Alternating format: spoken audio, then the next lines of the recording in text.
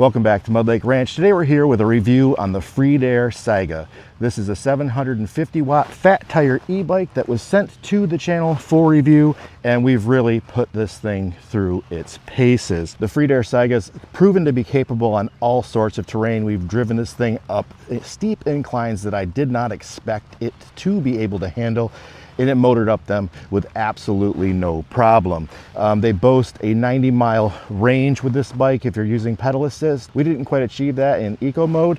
It does have 3 modes of transportation: eco mode, normal mode, and sport mode. So sport mode would be for a little snappier start.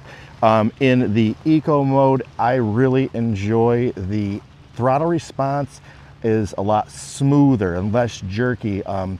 It's more comfortable for newer riders and lets you launch at a very comfortable pace. But if you really want to have a quick pickup, go with your sport mode. Let's talk about the bike. First up, the saddle here is a leather saddle from Sail Royale. I don't know if that's a well-known brand or not. I am not a bicycle expert, but I am a leisure rider and a camper. Up front, the grips are wide, soft, and comfortable.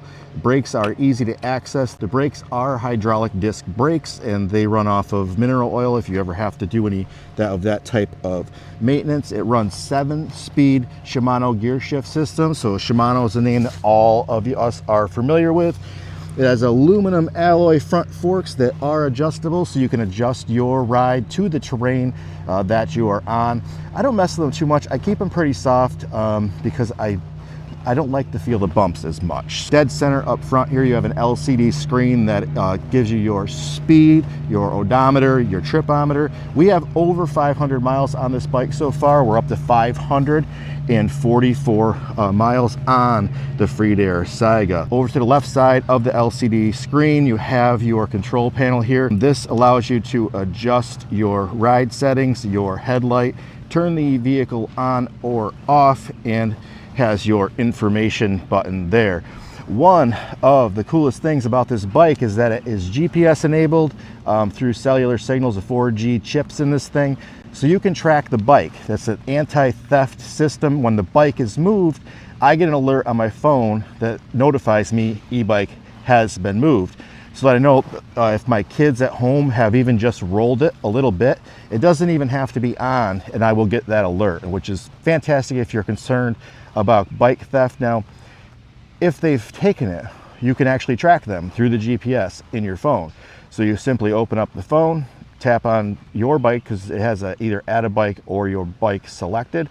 Select your bike, and then select find my bike, or go get my bike, whatever, go find my bike, and you can track your bike to its pinpoint location, and which I've demonstrated just here. We had it at camp.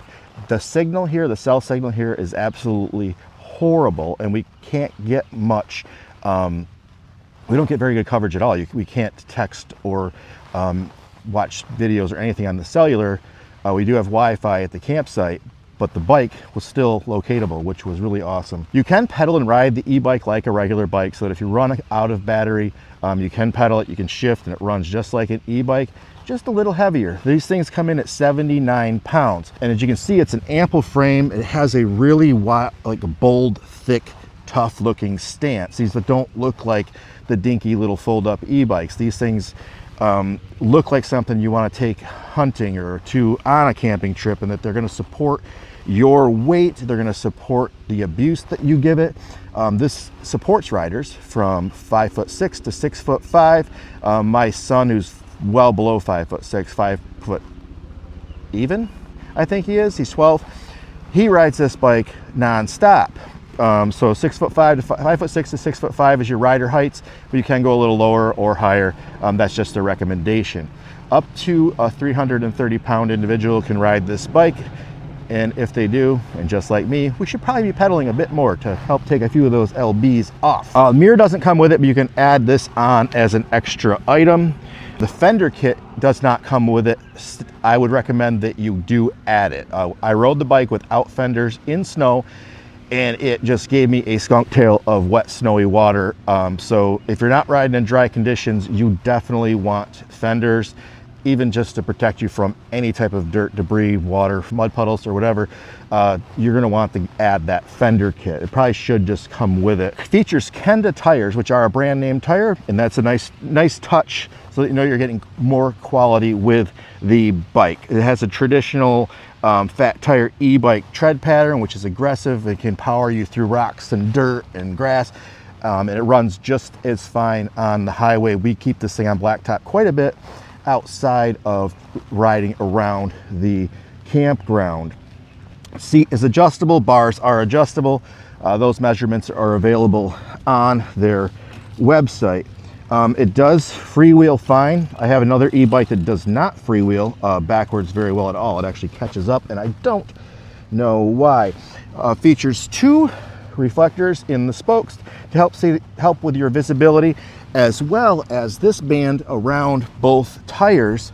The white band here is in a reflective material, so this thing is extremely visible in dark conditions. Up front here we have a headlight. You can manually turn the light on here, but it also has a photo eye, so this light actually turns on by itself. I was riding around the loop last night and that actually caught me off guard. I was out in the open, light was off. When I entered a darker area, I witnessed the light turning on, and then exiting that area, I witnessed the light turning off. Light on and off is also indicated on the LCD screen, so you have no question if it's on or off while you're riding in the daylight conditions. At the rear, your taillight here is not wired into the bike, which is probably one of my only negatives on this entire bicycle. This e-bike is outstanding, but you have to remember to turn the light on, and you also have to remember to turn the light off by the switch that's under the back of the rear light. And I do recommend riding with lights on in daylight and at night, just for your own safety and visibility to other drivers. This light is extremely bright. You're going to want to make sure that you position it down so that you're not blinding other riders or motorists. I also added this phone holder. It does not come with the bike. You can upgrade your e-bike to add phone holders and all sorts of other cool things like seat stems and your mirrors. These were both off of Amazon, and I'll leave links to these, but you can also get them right with your Freedare package. Powered by a 750 watt class 2 motor.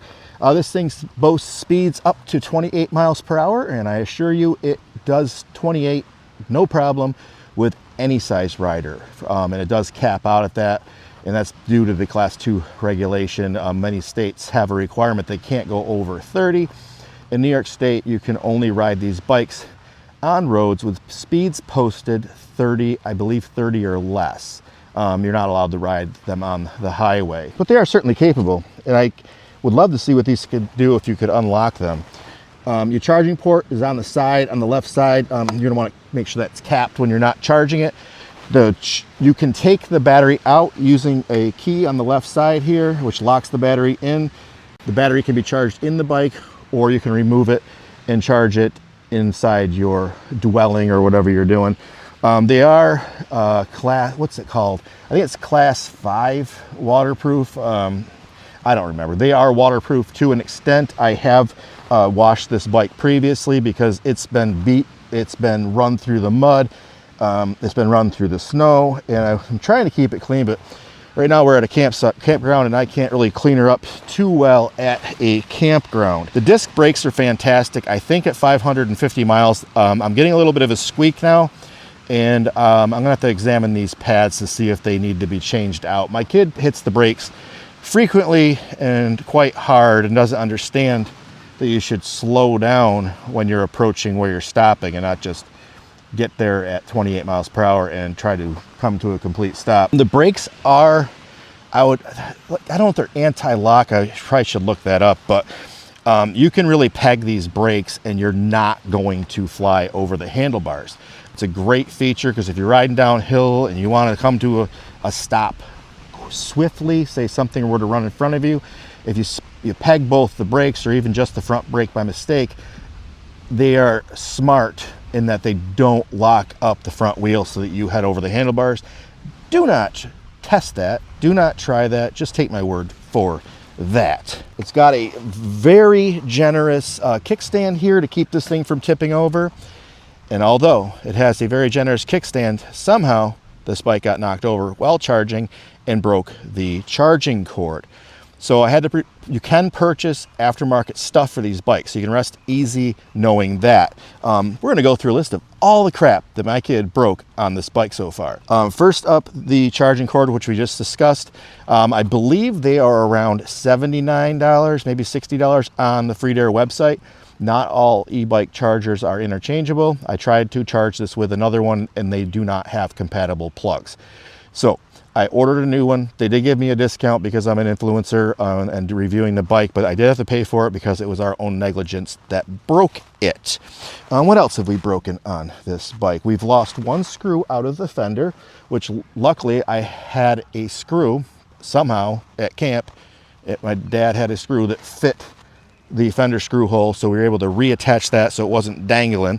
My kid rolled it one of the first days we had it, not because he's the worst rider. He hit a tree that fell on the road to the lake, a dirt road, hit it. I think he was trying to jump over it with wheelies, but on that occurrence he broke the bell, which is no longer existent on the bike. It's nice to have to warn people in front of you for passing, like, you know, instead of having to yell, hey, get out of the way, you can ding the little bell. It's much more less intrusive. The mirror that was aftermarket is also bent because of him rolling the bike. The left brake handle is also bent from him rolling the bike. What else did I have to order on this thing? Charger, fenders, oh, the throttle. And then the most recent break was a completely different wreck.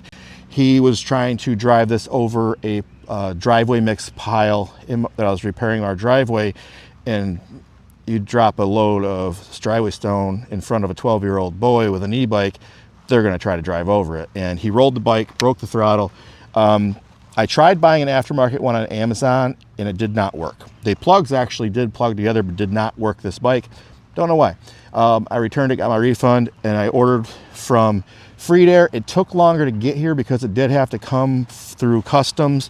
It was around 35, 40 bucks, not a big deal to get the bike back on the road, and it did make it here very quickly. They do promise 7 to 15 day delivery on the bike when you order. I believe they are already sitting stateside so they can get to you. They are available in gray and black. The LCD screen is very, very visible, and if you have an issue reading it, it's because you're wearing probably polarized sunglasses, because polarized sunglasses and LCD screens do not mix. This one I can see pretty well. Another e-bike I have it looks completely black when I look at it with glasses on. We're at 529 miles on this bike at this time.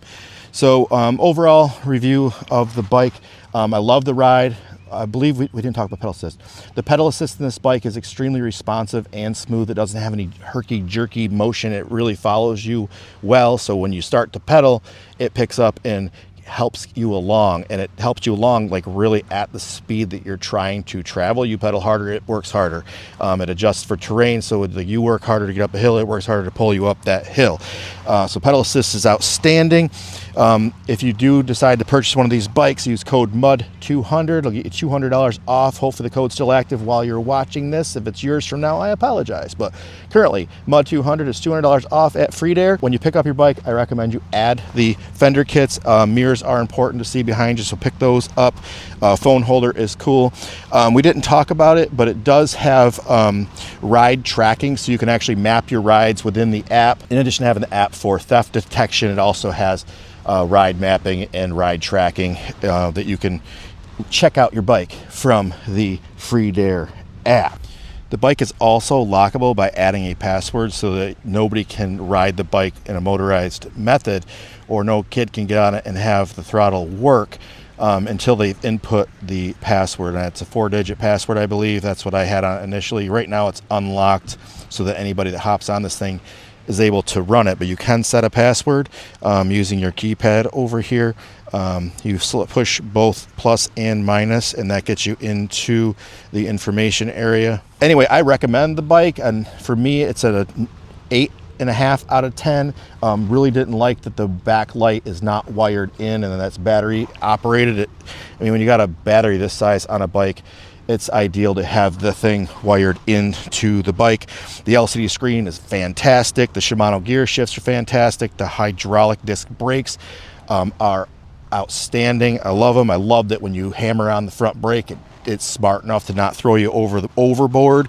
If you do have to do any maintenance on this thing, I'll leave a link in the description when I finish it, but I'm going to do a FYI on e-bike maintenance, things to look for, things to how to fix things, and things that can go wrong that you can repair on these bikes. So anyway, check out the Freedare Saiga.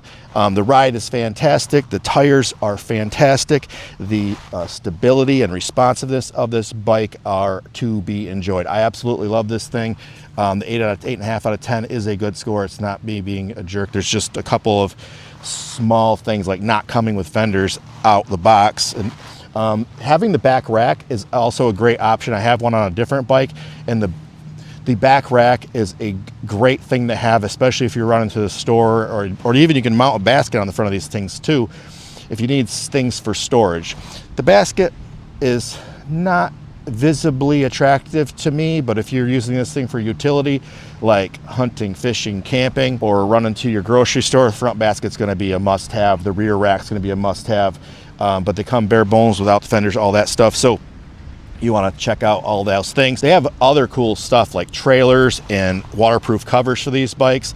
I like that this bike is waterproof. I had probably mentioned earlier, but I have hosed this thing down. You're supposed to remove the battery. I didn't, but I didn't read that until after. But anyway, if you found this video useful, helpful, or interesting, please hit that thumbs up and subscribe.